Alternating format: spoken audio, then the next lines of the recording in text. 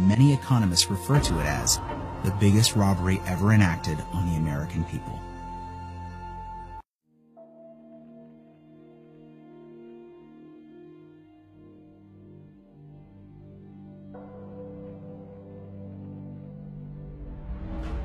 In order to begin to understand how our financial system works, we need to go back to the early 1900s, 1910 to be exact. Everyone at some point in their lives has heard of the Federal Reserve, but most likely don't understand what it is or how it works. The Federal Reserve, referred to as the Fed, is a central bank that many economists refer to as the biggest robbery ever enacted on the American people. The reason for this is because the Federal Reserve is neither part of the federal government nor does it have any reserves. Yet, this single organization controls the money supply of the most powerful country in the world. The Fed is very diligent in hiding the fact that they are not part of the government. The last thing they want the American people to fully understand is that our government does not control our own money. In order to achieve this, they were very clever and decided to call their institution the Federal Reserve. And by labeling themselves this way, the general public never thought twice about who was in control of the country's money supply. If the Federal Reserve is not part of the government, then who controls this private organization and how did this come to be? The answer to this question is what changed the course of our country forever. In November of 1910, a secret meeting took place of 6 bankers and economic policymakers who represented the financial elite of the Western world. It was hosted at the J.P. Morgan estate on Jekyll Island in Georgia.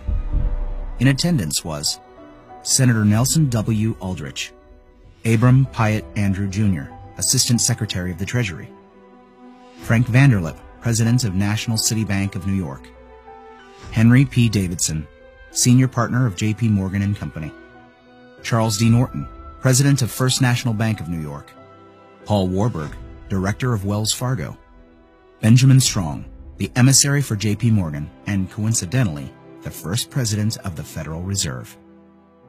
Years later, Frank Vanderlip referred to this meeting as the actual conception of what eventually became the Federal Reserve System. This meeting was so secret at the time that not even the names of those who attended were mentioned to the servants who lived and worked on the island. The men who attended came on a late-night train, claiming to be on their way to a hunting expedition, but instead, these bankers met with Senator Nelson Aldrich to draft what would eventually become the Federal Reserve Act.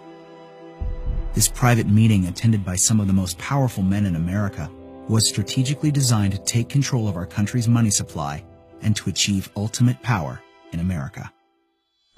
Meyer Amschad Rothschild, one of the most powerful European bankers of his time, stated it best when he said, "Permit me to issue and control the money of the nation, and I care not who makes its laws."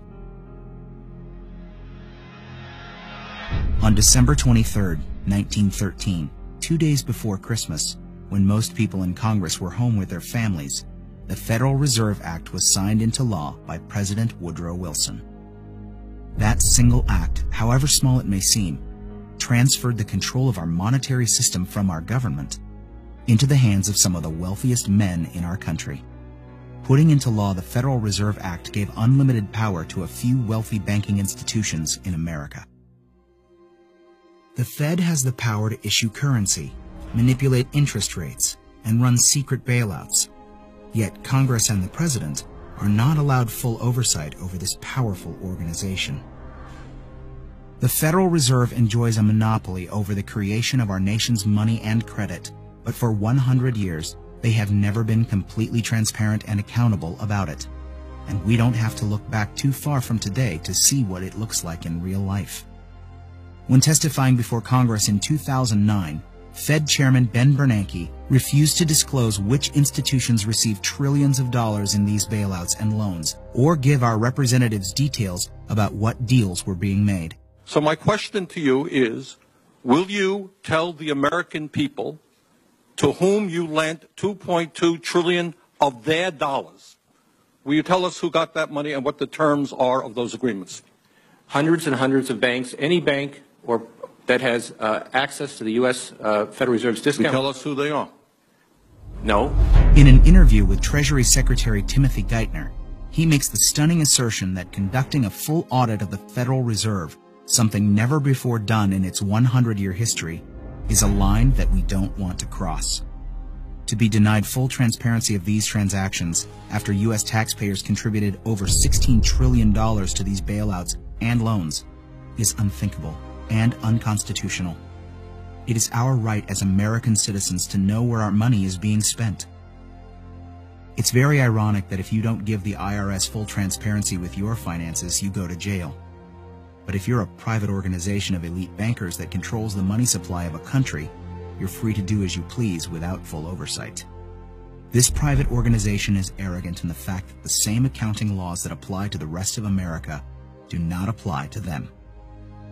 There is no other agency of government which can overrule actions that we take. Their control appears to be unlimited, and 2008 is the most recent example of how much power the Fed actually has on our country.